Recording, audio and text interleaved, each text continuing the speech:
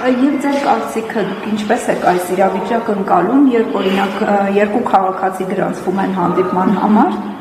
մեկին մերժում են, իսկ մյուսին ընդունում են։ Հա, այդ անարդարության զգացումը կար ինձ մոտ եւ պիտի խոստովանեմ, իմ մոտ այդ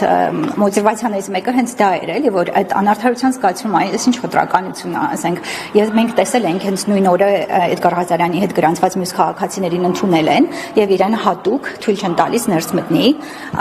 եւ այդ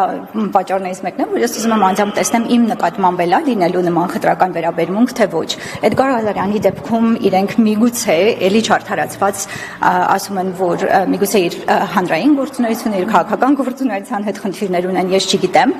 բայց ես որպես մտահոգ քաղաքացի, ում իսկապես հետաքրքրում են այս խնդիրները, որ ես այսօր պատրաստել եմ, շատ են իմ հարցերը, բայց ես մի 4-ը հիմա գրել եմ, եթե ժամանակը ների, շատ կուզենամ, որ պարոն Ռուբինյանը ինձ անձամբ իմ աչքերի մեջ նայելով պատասխանի այդ հարցերին։